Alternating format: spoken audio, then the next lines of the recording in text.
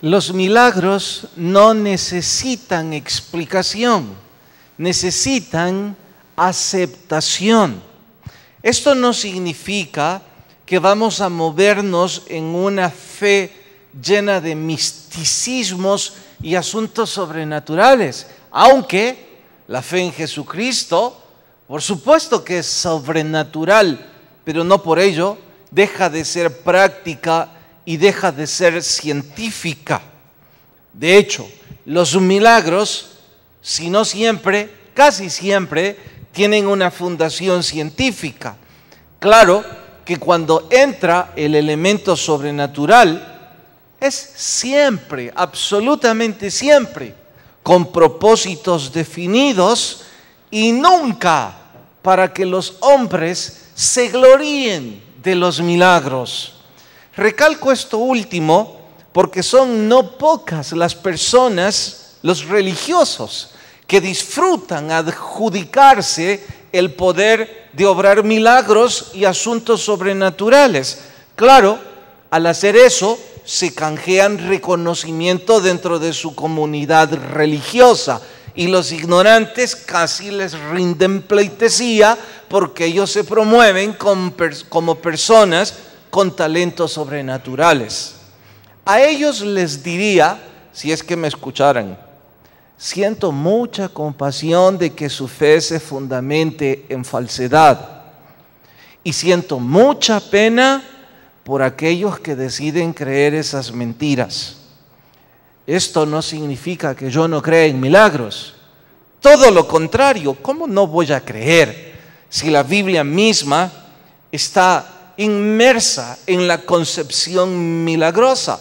Y por si eso no fuera ya bastante, si no todos, la mayoría de los que estamos aquí literalmente somos un milagro. Y no lo digo por retórica, lo digo con practicidad. Una buena parte de nosotros, recuerde cómo eran nuestras vidas antes de conocer de Jesús. Estábamos en un desorden e íbamos sin rumbo. Nuestra forma de pensar y de actuar era reprochable, pero no nos sentíamos avergonzados por ello. Ahora en Dios, nuestras vidas han cambiado radicalmente. No es en vano cuando la Biblia dice que somos hechos nuevas criaturas. Bueno, yo le pregunto, ¿quién puede obrar que alguien se convierta en una persona distinta a la que fue durante mucho tiempo, sino solo el poder milagroso de Dios? Y la mayoría de los que aquí estamos somos ejemplos de eso. Dios no se obliga a darnos explicaciones cuando obra milagros. Él tiene sus propósitos y sus razones que mentes infinitas como las nuestras no son capaces de entender una mente infinita. Uno de esos ejemplos que no podemos explicar es la resurrección. Por supuesto que es un evento sobrenatural y maravilloso, pero el propósito es de salvación y vida eterna. Y no hay ningún mortal que pueda gloriarse en ello. La única gloria finalmente es para Dios y tampoco lo hizo para glorificarse. Lo hizo para beneficiarnos. Y tampoco nos da aclaraciones de cómo obra o los métodos que ocupa para sus propósitos o sus milagros. Tenemos un ejemplo en el Antiguo Testamento en donde permite que un mulo hable a un necio profeta. Cuando estudiamos ese libro yo dije en son de broma, un mulo hablándole a otro mulo. No encuentro una explicación lógica del por qué Dios permitió o hizo el milagro de que un mulo se expresara para que ese otro mulo entendiera. Pero es que Él no se ha obligado en la Biblia a darnos explicaciones. Solo dije, necesitamos aceptación. Y todo esto lo estoy diciendo en razón de que la historia que estamos estudiando gira alrededor de un gran pez que se tragó a Jonás. Y desde que tengo memoria en estudiar la Biblia, sé que los escépticos de la alta crítica y sus discípulos siempre se han tomado el tiempo de poner en duda la veracidad de esta historia, porque dicen, ¿dónde está la especie marina capaz de tragarse a un hombre? ¿Qué pez puede ser eso? Eso es una historia, es un cuento. Bueno, aun cuando la ciencia ha encontrado monstruos marinos capaces de hacer esto y cosas mayores, no es mi interés tratar de comprobarlo esta mañana. Basta con decir esto: si creo en un Dios poderoso que está obrando milagros en mí, ¿qué me importan los métodos que ocupó finalmente? ¿O qué me importa si fue un pez, si fue una ballena, si fue un tiburón? Más bien, lo que tengo que averiguar es el propósito del por qué ha hecho eso conmigo. En el caso del mulo hablante, sé el propósito. El profeta era un necio, necesitaba un escarmiento. De ahí que dio ese milagro. En el caso de Jonás también lo sé, porque conozco el final de la historia. También necesitaba escarmiento. Pero lo interesante de esto es que debo averiguar el propósito en mi propia vida. Porque si Dios ha obrado milagros conmigo, alguna razón tiene. Y eso es mucho más importante que el milagro mismo. Porque ¿cómo voy a responder yo al milagro que Dios ha obrado en mí? Por eso y más, nuestro estudio de hoy, ¿por qué Dios me habrá protegido? Vayan a Jonás capítulo 1, versículo 17, y por favor, cuando encuentran la cita, se ponen de pie. Capítulo 1, verso 17. ¿Listas sus Biblias? Dice: pero Jehová tenía preparado un gran pez que se tragase a Jonás, y estuvo en el vientre del pez 3 días y 3 noches. Entonces, y solo entonces, oró Jonás a Jehová su Dios desde el vientre del pez. ¿Se recuerdan cuántos sermones vimos ya en el primer capítulo? Tal vez 5 o 6. Y en ninguno de ellos quiere hablar con Dios. Todo lo contrario, está empecinado y encaprichado a no hablar con Dios. Ahora, en el capítulo 2, verso 1, ahora sí ya quiere hablar con Dios. Descubran por qué.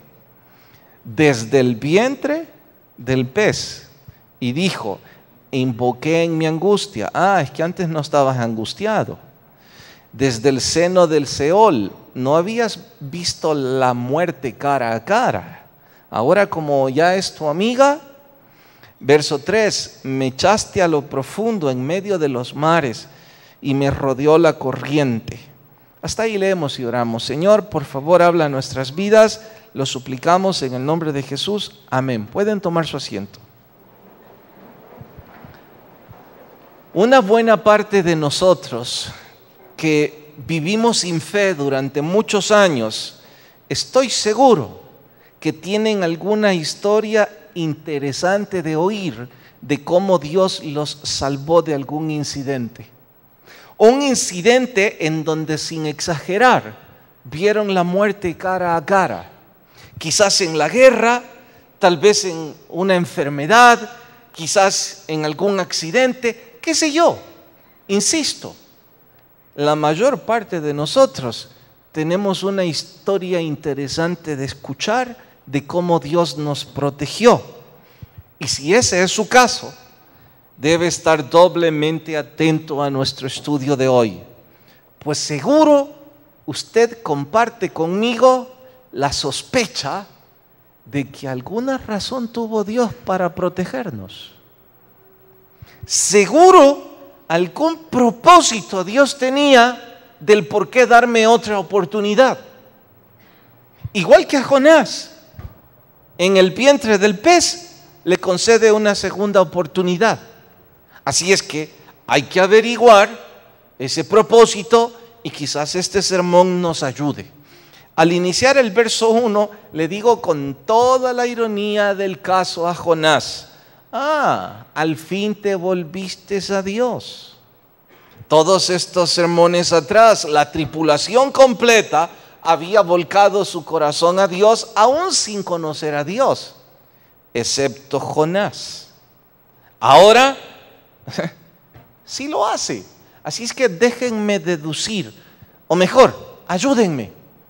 ¿Por qué sugieren ustedes que ahora Jonás sí está interesado de hablar con Dios? Levanten la mano y aporten, uno a la vez. A ver, Franklin. Porque hoy sí vio a la muerte. Hasta aquí no había visto a la muerte.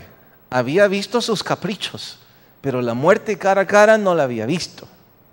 ¿Qué más? ¿Sí? Tocó fondo. Dice que el pez lo llevó hasta lo profundo del mar. Así es que tocó fondo. ¿Y por aquí? ¿Qué opinan? Los módulos huraños, ¿qué opinan? Aquí siempre contestan mucho. A ver. La frustración, la angustia de sentirse incapaz de hacer algo para salvar su vida. Todo lo que han dicho es cierto. Jonás, dice el libro del Proverbio, que después de la soberbia viene la caída. Estabas lleno de soberbia diciéndole a todo el mundo, es mi vida y hago lo que me da la gana.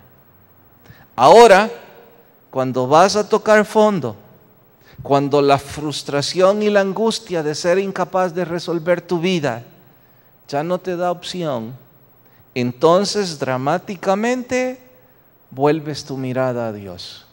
Y yo digo, qué bueno por ello, porque una buena parte de nosotros así vinimos al Señor. Ahora, entonces debo concluir que algunas personas, como Jonás y como yo, tenemos el corazón tan endurecido que la única manera en cómo pueden volver su corazón a Dios es llegar a momentos profundos de depresión y tristeza. Y qué bueno que Dios tiene peces para llevarnos ahí.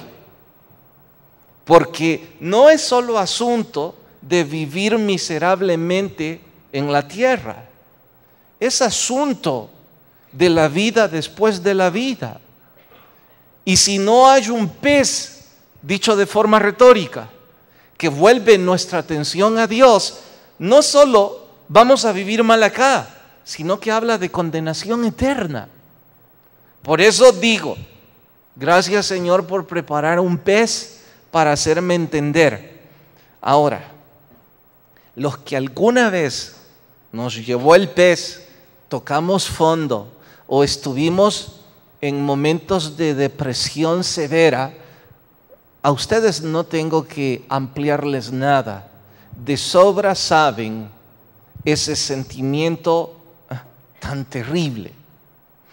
Quizá voy a ampliarlo a aquellos de ustedes que no han llegado tan abajo. Y una vez más hablo con retórica, que van camino a Tarsis y que todavía están llenos de soberbia, diciendo que su edad, que sus talentos, que su profesión, que su dinero, que sus contactos, que su familia y otras cosas más lo vuelven soberbio. Y cuando le hablan de cosas espirituales, dice, eso es solo para los necesitados. Entonces, si usted va camino a Tarsis ahora, le pregunto, en realidad, tan poco sabio va a ser que va a esperar un momento tan dramático como tocar fondo para volver su atención a Dios. ¿Cuándo va a volver a hablar con sus padres y a mostrar cariño y respeto por ellos? ¿Espera verles en un ataúd para decirle perdón? ¿Cuándo va a ser un alto en el resquebrajamiento familiar que lleva? ¿Cuánto va a ser un alto en cuanto a su reputación? Cada día es peor el asunto. Y en cuanto a sus finanzas, un movimiento más en desacierto. Ni que viva 3 veces esta misma vida va a poder pagar sus deudas. ¿Espera llegar a algo tan dramático y trágico como eso? ¿Acaso no es más sabio, sensato, práctico e inteligente hacer un alto a nuestro estilo de vida y volver nuestra mirada a Dios, pedirle perdón y decirle que queremos empezar una relación con Él? Si hay algunos de ustedes que están yendo a Tarsis, es decir, en posición contraria a la voluntad de Dios, algunos de ustedes que no quieren abrir su corazón a Jesús, los amigos del Evangelio, pero no cristianos, le animo, no espere llegar hasta Tarsis, porque si ha sido llamado por el Señor, finalmente hay un pez que se lo va a tragar. Y hay cosas en ese viaje a lo profundo que usted no va a poder recuperar. No puedo decirle qué es porque no conozco su vida, pero habrá cosas que no recuperará nunca. O personas que no podrá recuperar. O sentimientos. En fin, es mejor volverse ahora. En cuanto a la oración, porque algunos de ustedes imagino que están como yo, reconociendo, ay, me gusta esta historia de Jonás porque me puedo identificar con tan necio. Ya entendí, predicador. Dios me protegió porque me iba a dar una segunda oportunidad con un propósito definido y ahora tengo que volverme a Él. ¿Cómo lo hago? Bueno, el verso 1 del capítulo 2 y todos los versos del capítulo 2 nos dicen cómo, pero no los lea, atiéndame. El capítulo 2 de Jonás es una oración clásica en literatura sagrada. Es como un modelo de oración por la manera en que Jonás ora. No quiero compararla porque la oración de nuestro Señor Jesús está por supremacía. Pero puedo decir que es cercana a la oración modelo del Padre Nuestro, en donde podemos tomarla como una guía para construir nuestras oraciones. Le estoy diciendo, ¿estamos claros en que debemos volvernos a Dios? Usted me dirá, sí, ahora lo estoy. Ok, ¿cómo hacerlo? En oración. ¿Cómo orar? Detalles que debo mencionarles. Cuando Jonás oró, estaba adentro del pez. ¿Qué postura habrá tenido Jonás adentro del pez? ¿Nunca ha pensado en eso? Bueno, ahora piense, ¿qué postura habrá tenido? ¿Postura fetal o sentado? Tuvo que haber sido un pez muy grande. Acostado quizá, ¿no? O como dijo alguien en el primer culto, revolcado, pastor. Estaba pensando en el mismo, desde luego. Bueno, yo creo que estuvo acostado o en posición fetal por la incomodidad del pez. Pero no era importante para Dios la postura de Jonás. Era importante el corazón de Jonás. Con esto quiero decirle que si usted va a volverse a Dios en oración, no se preocupe por ocupar una postura estereotipada por religiosos. Ocupe las palabras de su corazón y olvídese de posturas religiosas. Nomás entre en la intimidad y discreción, tal vez de su cuarto, algún lugar en total privacidad, y háblenle en sus propias palabras. Y si me dice, pero es que, predicador, mis palabras no son muy atinadas para hablar con Dios. Dios no está esperando un léxico elocuente. Dios estará esperando de usted y de mí un corazón sincero, contrito y humillado delante de Él. Esto no significa, desde luego, que cuando tengamos la oportunidad no debemos tomar una postura respetuosa. Claro que sí.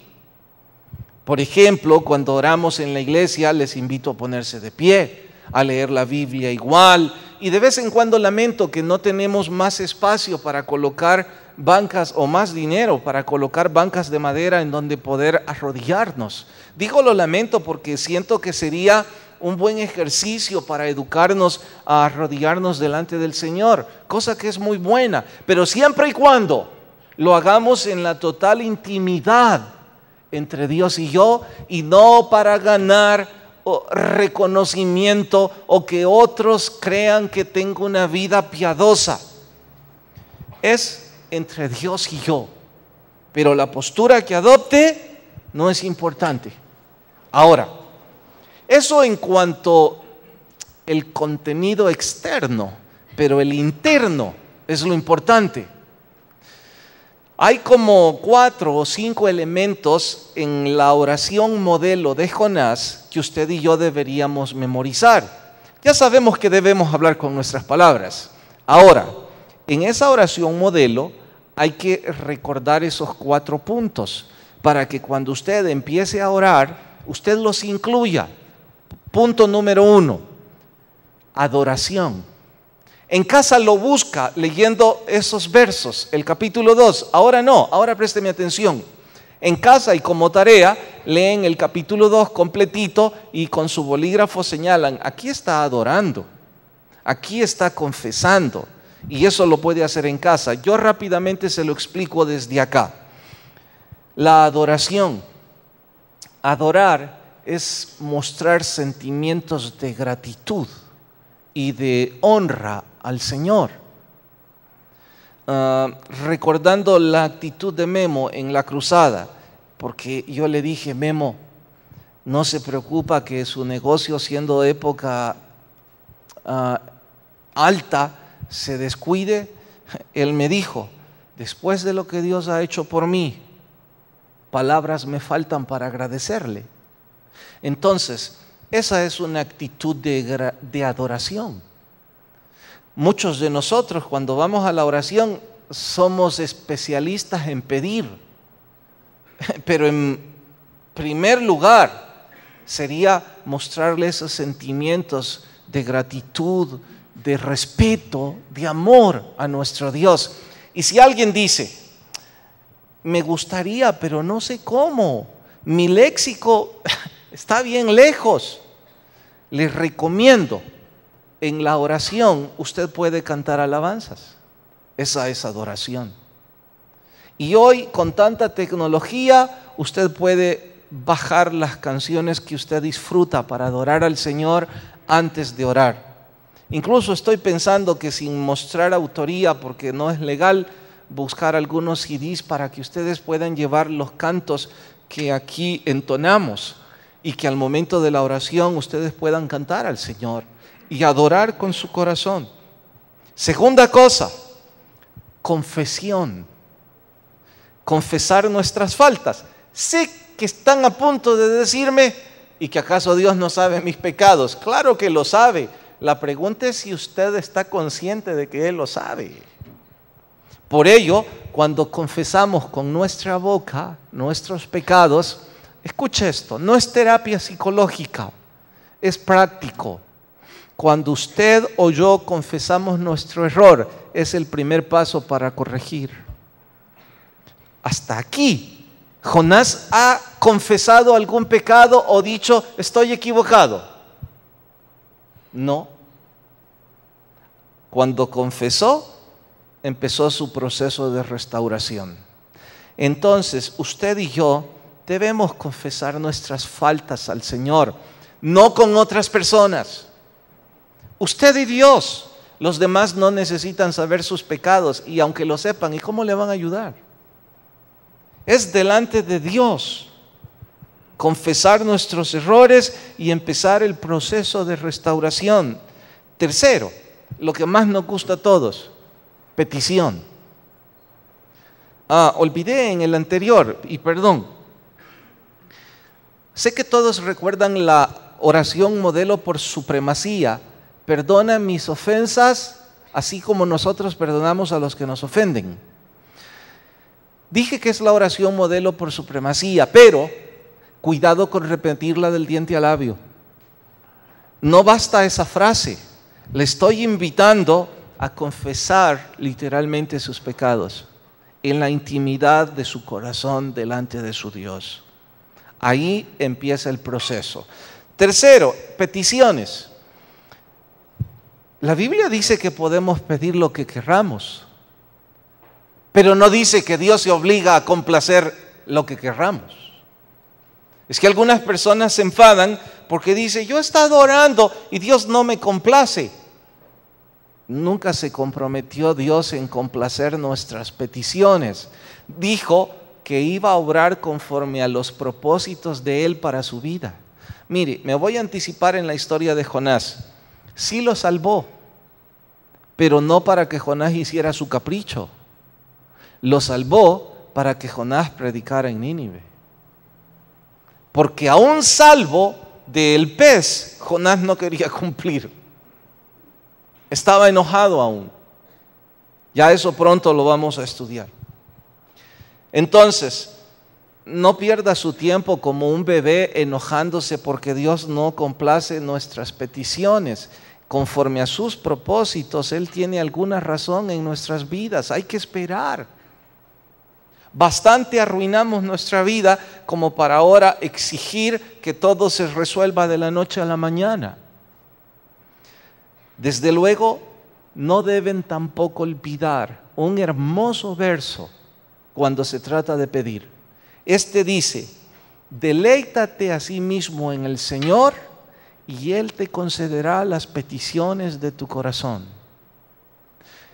Significa que si hay cosas en mi vida que yo las anhelo y sé que ya no son posibles porque arruiné tantas cosas, yo puedo seguir anhelando eso y pidiéndoselo al Señor. Y si alguna herramienta quiero usar para que Dios complazca mi súplica, es deleitarme en Él. ¿Deleitarme en qué? En el Evangelio, en su lectura, en la oración, en involucrarme para servir a otras personas, en deleitarme en irme a una cruzada y ocupar un día de mi tiempo para ser de beneficio a otros, involucrarme en un ministerio que sea de utilidad para otros. Deleítate a sí mismo. Y mire, no es un negocio. Esto no tiene que ver con ese evangelio de prosperidad, un evangelio barato y antibíblico. Haga esto y el Señor le va a dar lo que usted quiere. No, no, no. Dice, deleítate en el Señor, disfrute eso. Y quizá, y solo quizá, lo que usted tanto anhela, Dios se lo complazca. Pero aun si no lo complaciera, usted está disfrutando, porque es deleítate. Finalmente, acción de gracias. Descubrirán cuando en casa cumplan la tarea el espíritu comprometido de Jonás de agradecer a Dios, salvarlo de esta circunstancia. Y aquí pregunto, aquellos que hemos sido salvados de cualquier circunstancia, ¿tenemos un propósito agradecido? ¿Un corazón agradecido para cumplir el propósito? Y si me dice, mire, no sé cuál fue el propósito, ahora sabe cómo pedirlo en oración. Usted no tiene dudas. Dios lo protegió y lo cuidó sin usted haberlo merecido. Usted no tiene dudas que Dios tenía una razón de hacer esto o más en su vida. Lo que ahora hay que averiguar es qué es lo que Dios quiere que yo haga para Él. Y como tengo un corazón lleno de gratitud, empezaré cuanto antes. Y como ahora sé cómo orar y las cosas que incluir en mi oración, seguro pronto sabré qué es lo que Dios quiere para mi vida. Inclinen sus rostros y oramos. Señor, gracias por hablarnos y gracias por haber tenido la misericordia de darme una oportunidad más. Señor, aquellos que no saben el propósito aún, qué emocionante es pensar que irán a sus casas y buscarán en oración la razón que tú tienes para ellos. Gracias porque aun cuando como Jonás arruinamos parte de nuestra vida, tú la restauras con amor y con misericordia y nos das segundas y terceras oportunidades. Y Señor, si esta mañana hubiera personas sin Jesús en medio nuestro, personas que nunca antes han abierto su corazón con fe a Jesús, ruego que abras tan fuerte a sus vidas que él o ella puedan venir a ti. Mientras todos oran, sus rostros inclinados y sus ojos cerrados, sin importar cuántas veces usted vino antes a la iglesia, sin importar si usted lleva una vida ordenada o no, religiosa o no. Usted y yo necesitamos de Dios. Y yo no le invito a venir al frente para que le aplaudan, para que cambie religión o algo parecido. Le invito para abrir su corazón con fe a Jesús. Y si esta mañana alguien dice, me gustaría hacer esa oración, con discreción, donde está, levante su mano en señal de recibir a Cristo y déjeme orar con usted. ¿Habrá alguien esta hora? ¿Habrá alguien que levanta su mano en señal de recibir a Jesús y me deja orar con usted? Señor, si todos somos salvos, gracias. Y si la razón de este estudio era buscar el propósito, gracias porque pronto nos vas a hablar. Por fe lo creemos. Despídenos en tu paz, en tu nombre oramos. Amén. Nos vemos mañana en la Navidad, 5 o 7. Las tilapias les esperan ahí afuera y que la paz de Dios vaya con cada uno. Hermano Mauricio.